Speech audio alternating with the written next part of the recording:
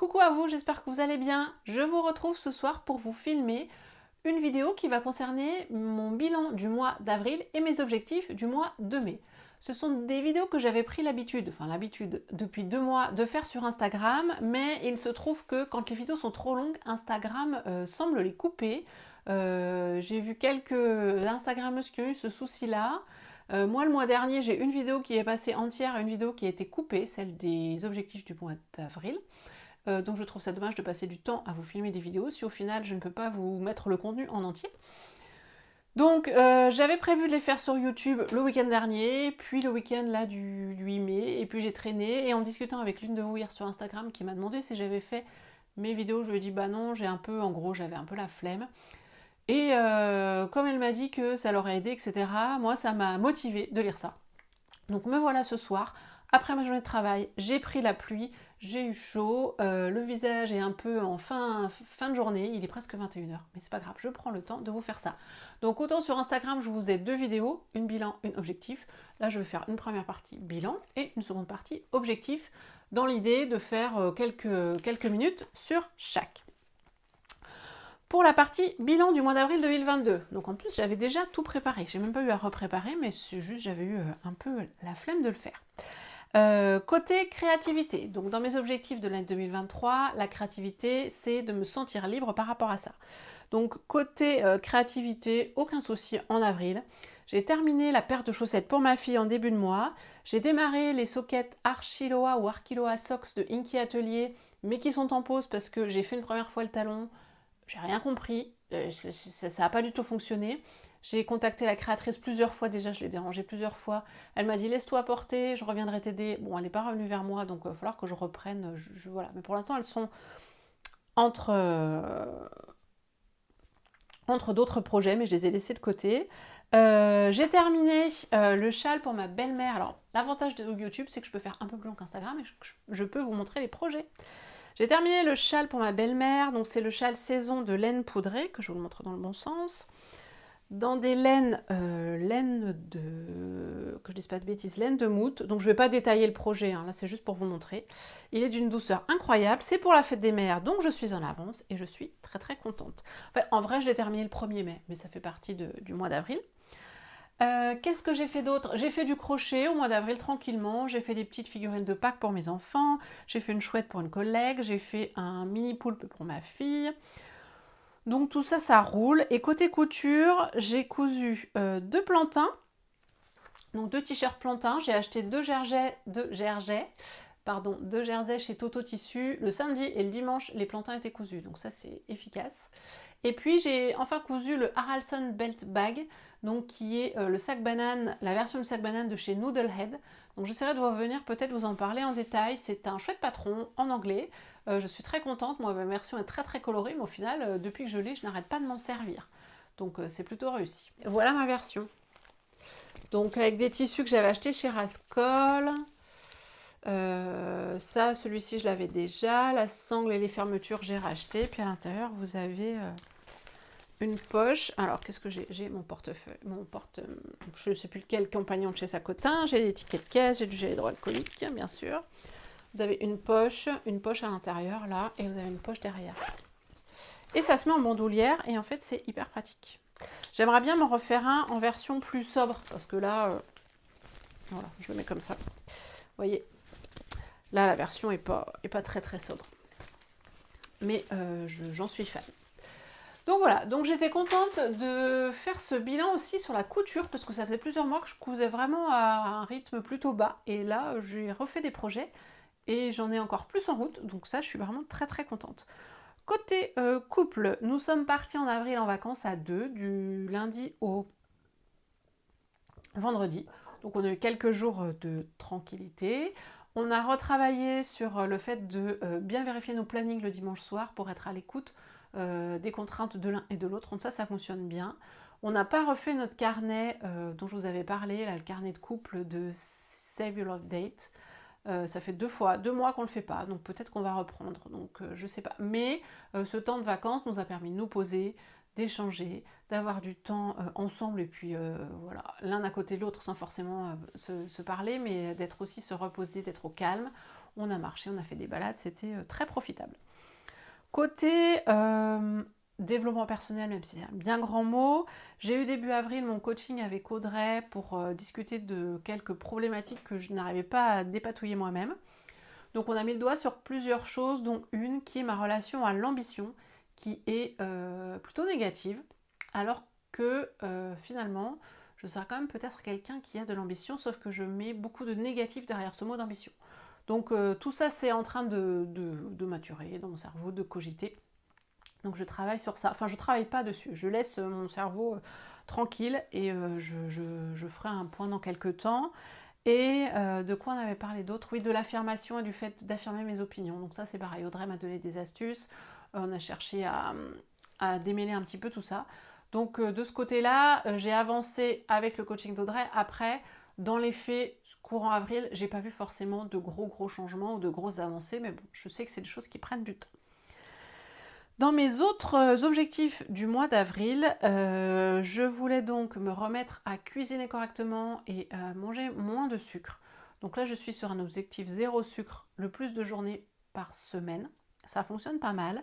J'ai repris la cuisine, je teste même le batch cooking depuis maintenant 3 semaines. Alors oui, ça me prend du temps le dimanche de faire ma session de cuisine. Par contre, ça libère un temps incroyable le soir quand je rentre du travail. Et j'ai l'esprit plus libre en fait.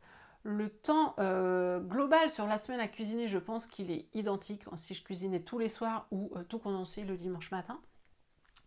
Mais rentrer le soir, d'habitude moi je rentrerai le soir, je savais ce que j'avais à cuisiner parce que mes plats, mes menus sont déjà prêts à l'avance, mais par contre je devais les faire. Là, savoir qu'en plus c'est déjà prêt, ça me libère l'esprit. Donc je ne sais pas si je vais tenir dans la durée. Je l'adapte parce que je cuisine le dimanche et je fais des plats jusqu'au mercredi, jeudi. Et le mercredi soir, je recuisine un petit peu quelque chose pour finir la semaine si besoin. Donc c'est pas un batch cooking total, mais j'avoue c'est quand même pas mal. Et ça me permet de cuisiner plus équilibré. Donc c'est ce que je voulais par rapport au prendre soin de mon corps et de ma santé. Donc ça, je suis plutôt contente. Les enfants ont l'air contents aussi, mon mari aussi. Donc ça, c'est plutôt chouette comme objectif atteint. Dans les victoires du mois d'avril, nous avons enfin signé le devis pour notre salle de bain à l'étage. Donc ça, c'était une grande victoire, ça fait des mois que ça traîne. Donc ça, c'est fait. Et le dernier jour d'avril, j'ai enfin rangé mon placard de l'entrée qui était en bazar, pour rester poli, depuis un petit moment. Je m'étais mis ça comme objectif d'avril dans le rangement de la maison et je l'ai fait le dernier jour d'avril, mais ça a été fait au mois d'avril. Donc le bilan était plutôt positif sur ce mois d'avril. J'ai eu des congés, donc ça a permis de souffler un petit peu. Dans l'ensemble, j'ai atteint les objectifs que je souhaitais atteindre. Donc vous voyez, sur le développement personnel, bon, j'ai avancé, il n'y a pas vraiment d'atteinte d'objectifs dans le sens où sur ce sujet-là, je ne vais pas me dire à un moment, ça y est, j'ai fini. Mais c'est plus un travail en continu. C'est pareil, le rangement de ma maison, là j'ai fait le placard de l'entrée, après j'ai d'autres placards, je fais vraiment petit à petit. Et puis je vous avais dit, je crois, je devais ranger ma pièce, mon atelier là. J'ai tout rangé. Alors c'était quand? Est-ce que c'est en avril que je l'ai fini aussi? Peut-être bien. J'avais dû commencer en mars et j'ai terminé sur avril, donc en rangeant petit bout par petit bout, j'y suis arrivée. Donc plutôt de chouettes résultats par rapport à ce mois d'avril 2023. Les objectifs du mois de mai. Donc nous sommes déjà le 9 mai, mais je pense que ça a encore du sens. Il n'y a qu'un tiers du mois passé, il reste quand même encore 2 tiers du mois. Donc bon, tout n'est pas perdu ni trop tard. Alors je reprends sur mes grands axes, donc créativité et me sentir libre. Bon bah là j'ai déjà démarré. J'avais noté finir ma veste Pilar. Donc déjà je l'avais commencé sur fin avril. Donc là je l'ai fini. Donc, je ne sais pas si ça va rendre, j'ai pas pris de cintre. Donc je peux vous la montrer rapidement. Il lui manque juste les boutons. Je n'ai pas les boutons, j'ai fait les boutonnières mais j'ai pas les boutons. Je compte les acheter ce week-end. Donc dans une gabardine de coton que j'avais acheté chez Craftine. Super, le patron est top, franchement ça m'a fait un bien fou de coudre une pièce un peu plus complexe avec une vidéo top pour accompagner. La gabardine de coton c'est hyper stable, c'est hyper facile à coudre, un bonheur. En autre projet, je voulais me coudre un pantalon parce que j'avais aussi acheté une gabardine pour me coudre un pantalon. Éventuellement une veste cranberry, me refaire une veste cranberry, c'est celle-ci. C'est celle que je portais aujourd'hui, que je porte énormément. J'ai racheté de la gabardine de viscose en même temps chez Craftine, nude, enfin rose pâle, nude. J'aimerais la refaire. Donc je pense que ce sera mon projet du week-end de l'Ascension. Bon, on va être un peu occupé, mais je vais essayer la coudre ce week-end-là. J'ai repéré le dernier patron de chez Sacotin, le sac Twist, que j'aimerais bien me faire. Il a plein de versions, j'aimerais bien me le faire dans sa plus petite version. Et puis côté pantalon, je pensais me coudre le pantalon atelier brunette que j'avais repéré. Donc j'avais acheté une gabardine de coton pour coudre ce pantalon. Et puis finalement, au moment de l'acheter, je sais pas, je l'ai pas senti. Les retours que j'ai lus me plaisaient pas forcément. Les photos sur Instagram me mettaient un doute. J'ai cherché d'autres patrons. J'ai finalement choisi le pantalon Allure de Atelier Scamit, que je vous ai partagé en petite story justement ce week-end. Donc dans une gabardine bleu marine, bon bah là, le but c'est pas de faire des essayages, hein, mais voilà, il est là. Je vais tester son confort, peut-être bien demain, parce que je trouve qu'il est un peu serré au niveau de mon arrière-train. Et comme c'est une gabardine 100% coton, il n'y a pas d'élasticité, mais peut-être que le tissu va quand même se prendre un peu la forme, se déformer un peu. Donc je vais voir.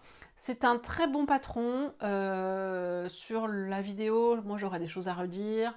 Le PDF d'Atelier Scamit, il y avait plein de décalages. Bref, c'est une marque de patron qui est vraiment encensée. Alors je trouve qu'elle a des coupes qui tombent très bien. À chaque fois, je suis très contente de ces patrons finis, de ces modèles finis.